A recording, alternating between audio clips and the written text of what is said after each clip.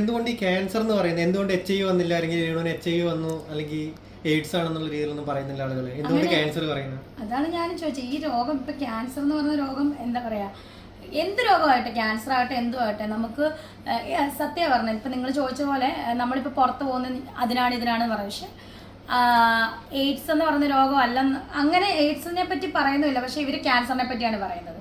അപ്പം എനിക്ക് തോന്നുന്നത് എന്താ പറയുക,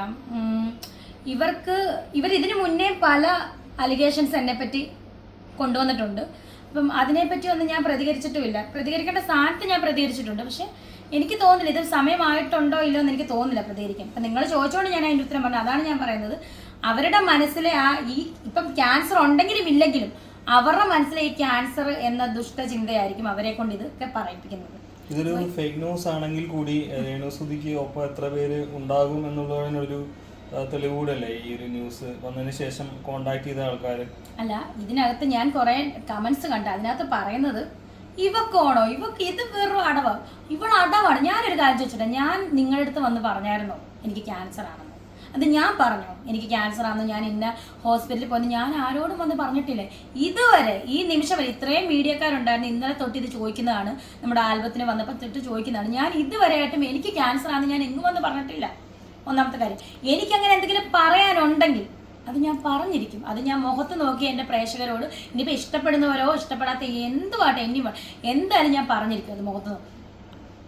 ദുബായിൽ പോയി സ്ഥിരീകരിച്ചെന്നൊക്കെ ഒരു വാർത്ത. എന്റെ പൊന്നെ, അങ്ങനത്തെ ഒരു സംഭവം ഇല്ല. പിന്നെ എന്തിനാണ് അങ്ങനെ പറയുന്നത്? അതാണ് പറഞ്ഞത്, വെറും കള്ളക്കഥയാണ്. ദുബായിൽ പോയി സ്ഥിരീകരിച്ചെന്ന് പറയുന്നത് തന്നെ വെറും കള്ളക്കഥ, കെട്ടിച്ചമച്ച കഥയാണത്. ദുബായിൽ പോയി സ്ഥിരീകരിച്ചെന്ന് പറയുന്നത് കെട്ടിച്ചമച്ച കഥ തന്നെയാണ് അത്.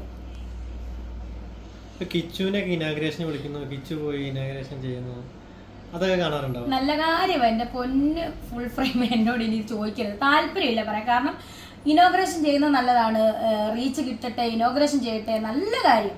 നമുക്ക് അതിനെപ്പറ്റി ഒന്നും പറയില്ല. സൂപ്പറാണ്, അടിപൊളിയാണ്, സൂപ്പർ. അയാളുടെ വളർച്ചയിൽ രേണു ഹാപ്പിയാണോ? ഹാപ്പി ആയിട്ടല്ലേ സൂപ്പറാണെന്ന് പറയുന്നത്. ഇപ്പം നിങ്ങൾ ഇനോഗ്രേഷൻ സമയത്ത് എനിക്ക് തോന്നുന്ന ഒരു ചാനൽ വന്ന് ചോദിച്ചാൽ അമ്മയെക്കുറിച്ച് എന്താ അഭിപ്രായം, അപ്പം എന്താ പറഞ്ഞത്, സൂപ്പറാന്നല്ലേ പറഞ്ഞത്. അതുപോലെ എനിക്കും തിരിച്ചവൻ സൂപ്പറാണ്, ഇത്രേ ഉള്ളൂ. ഇപ്പോഴും രേണുവിന് കിച്ചു നല്ലൊരു മകനായിരുന്നു, പക്ഷെ കിച്ചുവിന് നല്ലൊരു അമ്മയായിരുന്നില്ല രേണു എന്ന് തോന്നുന്നുണ്ട് ഇപ്പോൾ.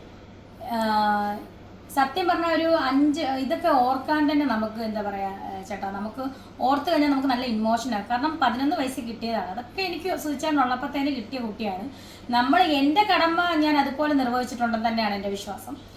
പിന്നെ ഇപ്പോഴത്തെ കാലമാണ്, എന്തെങ്കിലുമൊക്കെ അങ്ങോട്ടും ഇങ്ങോട്ടും സോഷ്യൽ മീഡിയ വഴി അത് ഇതൊക്കെ എന്തുവാകട്ടെ, എന്തായാലും ഞാൻ പറഞ്ഞിട്ടില്ലേ, ഇതുവരെയും എന്നെ അമ്മയെന്ന് വിളിക്കുന്നിടം വരെ ഞാൻ അവൻ്റെ അമ്മ തന്നെയായിരിക്കും. ഇന്നും ഞാൻ പറയുന്നു അതുവരെ, ഇപ്പം ഞാൻ പറയാം അതുവരെ എൻ്റെ മകനായിരിക്കും. വീണ്ടും ഞാൻ പറയാം അതുവരെ അമ്മ എന്ന് വിളിക്കുന്നിടം വരെ എൻ്റെ മകൻ തന്നെയായിരിക്കും. എനിക്ക് പറയാനുള്ളൂ ഇതിനെപ്പറ്റി. രേണു പ്രതീക്ഷിക്കാത്ത എന്തെങ്കിലും രേണുവിന്റെ ജീവിതത്തിൽ നടക്കുന്നുണ്ടോ? പ്രതീക്ഷിക്കാത്ത മാത്രമാണ് പലപ്പോഴും നടക്കുന്നത്. ചിലതൊക്കെ പ്രതീക്ഷിച്ചിട്ട് നടക്കുന്നുണ്ട്.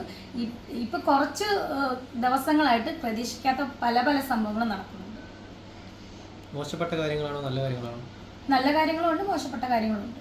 ഈ ക്യാൻസർ ആണെന്നുള്ള ന്യൂസ് ഇങ്ങനെ പെട്ടെന്ന് സ്പ്രെഡാൻ എന്തായിരിക്കും ഒരു കാരണം?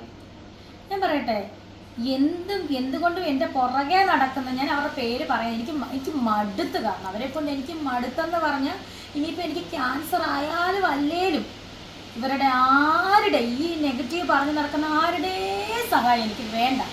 ഞാൻ ചത്തുപോയാൽ അങ്ങ് പോട്ടെ എന്ന് വെക്കും. ഈ നെഗറ്റീവ് പറഞ്ഞു നടക്കുന്നത്, എന്നെ സ്നേഹിക്കുന്ന ഒരു പറ്റ ആൾക്കാർ ഇപ്പോഴും ഉണ്ട്, എന്നും ഉണ്ടാവും. അവരുടെ പ്രാർത്ഥനയും അല്ലെങ്കിൽ അവരുടെ എന്തെങ്കിലും ഒരു ഇപ്പോൾ ഉണ്ടെങ്കിൽ തന്നെ ആശ്വാസം മതി എനിക്ക്. അല്ലാതെ ഉണ്ടേലും ഇല്ലേലും ഈ നെഗറ്റീവ് പറയുന്ന ഉരുത്തികളുടെ ഒന്നും എനിക്ക് വേണ്ട. രേണുസുതിക്ക് മാറിൽ ക്യാൻസർ ആണെന്ന് പറഞ്ഞിട്ട് ഹോസ്പിറ്റലിൽ നിന്നൊരു വോയിസ് പുറത്ത് പോയിട്ടുണ്ട്. അതാ ഹോസ്പിറ്റലുകാരുടെ കുഴപ്പമല്ലേ ചേട്ടാ? എന്തായാലും ഹോസ്പിറ്റലുകാരുടെ കുഴപ്പം തന്നെയല്ലേ അവർ. ഞാൻ പറയട്ടെ, ഞാൻ സത്യം പറഞ്ഞാൽ ഇത് ഞാൻ കേട്ടില്ല. എന്നോട് പറഞ്ഞ് ഹോസ്പിറ്റലിൽ നിന്നുള്ള വോയിസ് ഉണ്ട്, എന്തോ നേഴ്സിൻ്റെ സിസ്റ്റർ പറഞ്ഞതാണെന്ന്. ഞാനൊരു കാര്യം ചോദിച്ചപ്പോൾ, ക്യാൻസർ ആകട്ടെ എന്ത് രോഗമാകട്ടെ, ഇതൊക്കെ മനുഷ്യർക്ക് വരുന്ന രോഗങ്ങളാണ്. സോ അങ്ങനെ ഒരു രോഗം വന്നാൽ ഒരു ഹോസ്പിറ്റലിൻ്റെ എത്തിക്സിന് ചേർന്നതല്ല. ഒരു രോഗിയുടെ ഭർത്താവിനോട് പറയണമെങ്കിൽ ആ രോഗിയുടെ സമ്മതം വേണം. നിങ്ങളല്ലെങ്കിൽ ഒന്ന് അറിവുള്ള ആരോട് വേണമെന്ന് ചോദിച്ചു നോക്കൂ. ഒരു പനി വന്നാൽ അത് രോഗിയുടെ സമ്മതമില്ലാതെ മൂന്നാമതൊരാളെ അറിയിക്കാൻ പാടില്ല. അത് മെഡിക്കൽ എത്തിക്സിന് വിപരീതമാണ് അങ്ങനെ ചെയ്തെങ്കിൽ. ചെയ്തോ എനിക്കതൊന്നും അറിയത്തില്ല. എന്തായാലും അങ്ങനെ ഒരു കാര്യം ഇപ്പോൾ എൻ്റെ കാര്യം തന്നെയല്ല, ഏതൊരു രോഗിയും നമ്മൾ ഹോസ്പിറ്റലിൽ പോകുന്ന അവരുടെ പ്രൈവസി തന്നെയാണ്. എന്ത് രോഗമായിട്ട് അത് പ്രൈവസിയാണ്. പക്ഷെ അത് ഇങ്ങനെ വെറും പിന്നെ കച്ചവടമാക്കിയും തന്നെ ഞാൻ പറയാം. അങ്ങനെയാണെങ്കിൽ അത് വെറും തെറ്റായിട്ടുള്ള പ്രവണതയാണത്. പക്ഷെ നമ്മൾ ആ ഹോസ്പിറ്റലിനെ പറ്റി കേട്ടിട്ടുണ്ട്. നമ്മൾ എന്താ പറയുക, ഹോസ്പിറ്റൽ എന്ന് പറഞ്ഞ ഒരു രോഗിയുടെ പ്രൈവസി തന്നെയാണ് ആഗ്രഹിക്കുന്നത്, എന്തും ആകട്ടെ. പക്ഷെ ഇങ്ങനെ കാണിച്ചത് അത് ഹോസ്പിറ്റലിൽ നിന്നാണെങ്കിൽ ഇങ്ങനെ കാണിച്ചത് അത് തെറ്റായി, എന്തും ആകട്ടെ. പിന്നെ നമ്മൾ മനുഷ്യരാണ്. നമ്മളിപ്പം 30 കഴിഞ്ഞ സ്ത്രീകൾ, 40-45 വയസ്സ് കഴിഞ്ഞ സ്ത്രീകൾ എല്ലാ വർഷവും ഞാൻ പറയുന്നത് ബ്രസ്റ്റ് ക്യാൻസർ ടെസ്റ്റ് ചെയ്തിരിക്കണം. മാമോഗ്രാം, അത് ഏത് വിദഗ്ധ ഡോക്ടർമാരോട് ചോദിച്ചാൽ അറിയാം, മാമോഗ്രാം ചെയ്തിരിക്കണം. കാരണം അവർക്ക് സാധ്യത 35 വയസ്സ് കഴിഞ്ഞ്, അതായത് 40 വയസ്സിനും 50 വയസ്സിനും ഇടയ്ക്ക് ബ്രസ്റ്റ് ക്യാൻസറിന് സാധ്യത കൂടുതലാണെന്നാണ് ഞാൻ കേട്ടുള്ളത്. അപ്പം നിങ്ങൾ എല്ലാ വർഷവും ഇങ്ങനെ ചെക്ക് ചെയ്യണം. ഞാനങ്ങനെ ചെക്ക് ചെയ്യാനുള്ള സ്ത്രീയാണ്, മനസ്സിലായോ? എന്തും ആകട്ടെ, ഞാൻ പറഞ്ഞില്ലേ, എനിക്ക് എന്തെങ്കിലും പറയാനുണ്ടെങ്കിൽ ഞാനത് എൻ്റെ പ്രേക്ഷകരുടെ മുന്നിൽ പറഞ്ഞു. അല്ലാതെ മറ്റുള്ളവർ പറഞ്ഞൊന്നും എനിക്കത് അംഗീകരിക്കാൻ പറ്റത്തില്ല. അത് ഇങ്ങനത്തെ ഒരു വിഷയം. ഹോസ്പിറ്റലിൽ പോയത് ഈ റൊട്ടീൻ ചെക്കപ്പിന്റെ ഭാഗമായി പോയതാണെന്ന് പറയുന്നത്. എന്തും ആകട്ടെ ചേട്ടാ, ഞാൻ പറഞ്ഞല്ലോ, ഞാൻ മിക്ക വർഷവും നമ്മളിത് ചെക്കപ്പ് ചെയ്യുന്നതാണ്, മനസ്സിലായി? ഞാൻ ചെക്കപ്പ് ചെയ്തിട്ടുമുണ്ട്. ഇനി ആ ഹോസ്പിറ്റലിൽ ഏത് ഹോസ്പിറ്റലാണ് ഞാൻ ചെക്കപ്പ് ചെയ്തത്. പക്ഷെ ഇത് ദുബായ് വെച്ചിട്ട് സ്ഥിരീകരിച്ച് ഇതൊക്കെ ഇങ്ങനത്തെ കടിച്ചാ പൊട്ടാത്ത കള്ളങ്ങൾ പറയുന്ന മനുഷ്യരെ ഞാൻ കണ്ടിട്ടില്ല. ഓക്കെ, എന്തോ ആകട്ടെ, നമുക്ക് ഇങ്ങനെ ഒരു അസുഖം ഇവർ ഇത്രയും നാളും എന്നെ വിറ്റ് തിന്ന് ജീവിച്ചല്ലോ. എന്തുവാട്ടെ, എന്തും അറിഞ്ഞെന്ന് വെച്ചോട്ടെ, ഇപ്പം അറിഞ്ഞോ അറിയാതെ ഇത്രയും നാളും എന്നെ പറ്റി ഉള്ള അനാവശ്യം അബോർഷൻ കേസ് കെട്ട് വരെ പറഞ്ഞു. എന്തും ആകട്ടെ, അതും ആകട്ടെ, ഞാൻ എപ്പോഴും പറയുന്നത് ചിലപ്പോൾ ആക്കിയില്ല, അതൊക്കെ എൻ്റെ പേഴ്സണൽ കാര്യങ്ങൾ. ഇതെല്ലാം കൂടെ എടുത്തിട്ട് ഇങ്ങനെ പൈസ ഉണ്ടാക്കുന്ന ഇവരെ പറ്റി എന്താ ഞാൻ പറയുന്നത്? എനിക്കറിയില്ല എന്താണ് ഇവർ ഉദ്ദേശിക്കുന്നത്. ഇനി ഞാൻ ചത്ത മണ്ണിൻ്റെ അടിയിലായാലും ഇവരിങ്ങനെ ഓരോന്ന് പറഞ്ഞുകൊണ്ടിരിക്കും. അതാണ് ഇവരെ, കാരണം അവർക്ക് എന്താ പറയുക, അവർക്ക് റീച്ചാണ്, അവർക്ക് വളരെ വലിയ റീച്ച്. ഇങ്ങനെയൊക്കെ അറിഞ്ഞാൽ തന്നെ എന്തെങ്കിലും അന്തസ്സുള്ള ഒരു മനസാക്ഷി വേണ്ട. മനുഷ്യനാണെങ്കിൽ അവർ വിളിച്ച് ചോദിക്കണ്ടേ? ഇങ്ങനെ ചോദിക്കേണ്ട കാര്യമില്ല. കാരണം അവർ ഒരു രോഗമാണെന്ന് അറിഞ്ഞാൽ പിന്നെ ഇങ്ങനെ വൃത്തികെട്ട രീതിയിൽ അല്ലെങ്കിൽ ഇങ്ങനെ പറഞ്ഞു നടക്കുവാണോ ചെയ്യേണ്ടത്? അങ്ങനെ ആണെങ്കിലും ഇപ്പോ സുധിയുടെ ആണ്ടിന് രേണു ഇവിടെ ഉണ്ടാവില്ല എന്നുള്ളൊരു തരത്തിലൊരു വീഡിയോ വന്നിട്ടുണ്ടായിരുന്നു. അത് ഭയങ്കര വിമർശനമാണ്. എന്ന് വെച്ച് കഴിഞ്ഞാൽ ഇനിയിപ്പോ സുധി ഒന്നും വേണ്ടല്ലോ, സുധിനെ കുറെ വിറ്റ് കാശാക്കിയില്ലേ രേണു. ഇനിയിപ്പോ സുധി ഉണ്ടെങ്കിൽ എന്താ ഇല്ലെങ്കിൽ എന്താ നല്ല രീതിയിൽ പറയുന്നുണ്ട്. ഈ സുധി ഉള്ളത് കൊണ്ടാണ് എന്നെ വിറ്റ് ഇവന്മാര് കാശാക്കിയത്. അപ്പൊ ഇവന്മാര് തന്നെയല്ലേ സുധിയെ വിറ്റ് കാശാക്കിയത്. പിന്നെ സുധിയുടെ ആണ്ട് 2 വർഷം കഴിഞ്ഞ് 3ാമത്തെ വർഷം, കഴിഞ്ഞ വർഷം സുധിയുടെ ആണ്ടാണ് വരണമെന്ന് പറഞ്ഞതിന് ഞാൻ കേട്ട സൈബർ തെറികളും ഞാൻ എന്നും കേൾക്കുന്നുണ്ട്. അതില്ലേലും ഉണ്ടെങ്കിലും ഞാൻ കേൾക്കുന്നുണ്ട്. പക്ഷെ ഈ വർഷം അങ്ങനെ ഒരു ചടങ്ങ് നമ്മൾ നടത്തുന്നില്ല, ഒരു ചടങ്ങ് നടത്തുന്നില്ല എന്നുള്ള സത്യമാണ്. ഞാൻ ചിലപ്പോൾ കാണും, എനിക്ക് ചിലപ്പോൾ വേറെ എന്തെങ്കിലും അത്യാവശ്യം കാണുമായിരിക്കും, മനസ്സിലായോ? അവിടെ വീട്ടിലൊരു ചടങ്ങുമില്ല നമുക്ക്. ഞാനത് പറഞ്ഞതാണ്, വീട്ടിലൊരു ചടങ്ങുമില്ല. അതുപോലെ തന്നെ മൂന്നാം വർഷമായിട്ട് നമുക്ക് വീട്ടിലൊരു ചടങ്ങും ഇല്ലാത്തതുകൊണ്ട് ഞാനവിടെ ഉണ്ടെങ്കിൽ നമ്മൾ കുടുംബക്കാർ പോയി തിരികെത്തിച്ച് പ്രാർത്ഥിക്കും. അതുപോലെ നമ്മളൊരു അനാഥാലയത്തിൽ കൊണ്ടുപോയി നമുക്ക് ഫുഡ് പിള്ളേരുടെ കൂടി ഇരുന്ന് കഴിക്കണം. അതാണ് നമ്മുടെ ആഗ്രഹം, അല്ലാതെ ഇതിനൊരു ചടങ്ങുമില്ല. ഇനി ഇതിനകത്ത് പറയുന്നവര് പറയട്ടെ എന്നേ. കഴിഞ്ഞ പ്രാവശ്യം ഭയങ്കരമായിട്ട് വിമർശനം വന്നിട്ടുണ്ടായിരുന്നു, ആഘോഷിച്ചിരുന്നു. അപ്പൊ ഞാൻ ഇന്ന് അവിടെ ഇല്ലാത്തപ്പോഴും വിമർശനമാണ്. എനിക്കൊന്നും ചെയ്യാൻ പറ്റത്തില്ല. രേണുസുധിക്ക് സബ്സ്ക്രിപ്ഷനും ചെയ്യാൻ പറ്റത്തില്ല, രേണുസുധിക്ക് വയറും കാണിക്കാൻ പറ്റത്തില്ല, രേണുസുധിക്ക് ഒന്നും ചെയ്യാൻ പറ്റത്തില്ല. ബാക്കിയുള്ളവർക്കെല്ലാം എല്ലാം ചെയ്യും, അവർക്കൊന്നും ഒരു കുഴപ്പമില്ല. ശരിക്കും ഈ രേണുസുധി ക്യാൻസർ ആണ് എന്ന് പറഞ്ഞിട്ട് സോഷ്യൽ മീഡിയയിൽ ആഘോഷിക്കുകയാണ് ഈ വ്ളോഗേഴ്സ്. അപ്പോൾ അങ്ങനെ ആഘോഷിക്കുന്നുണ്ടെന്നാണ് പറയാനുള്ളത്. ഈ ക്യാൻസർ എന്നുള്ളത് ആർക്ക് എപ്പോഴും വരാവുന്നതാണ്. എൻ്റെ പൊന്നു മനുഷ്യരെ, മരിച്ചാൽ നമ്മൾ മരിച്ചുപോയി എന്നൊരിതാണ്. മരിച്ചുപോയി, നമുക്ക് വിഷമം. ഏറ്റവും വലിയത് മരണം തന്നെയാണ്. അതിലും കഠിനമാണ് ഈ ഒരു രോഗമൊക്കെ വരുന്ന അവസ്ഥ. നിങ്ങളൊന്ന് ചുറ്റും നിങ്ങൾ നോക്കിയാൽ മതി. നമ്മളൊക്കെ ഹോസ്പിറ്റലിൽ പോയി എത്രയോ കുഞ്ഞു മക്കൾ, ഒന്നും എന്താ പറയുക, ഒരു തെറ്റ് ചെയ്യാത്ത കുഞ്ഞുമക്കൾക്ക് വരെ ഇതൊക്കെ വന്ന് നമുക്ക് അറിയാവുന്നതാണ്. നമ്മൾ ആഘോഷിക്കുകയല്ല ചെയ്യേണ്ടത്. നമുക്ക് അങ്ങനെ എന്തെങ്കിലും കേട്ടാൽ നമ്മൾ അത് മറ്റുള്ളവർക്ക് വേണ്ടി പ്രാർത്ഥിക്കുകയാണ് ചെയ്യേണ്ടത്. അതേ എനിക്ക് പറയാനുള്ളൂ.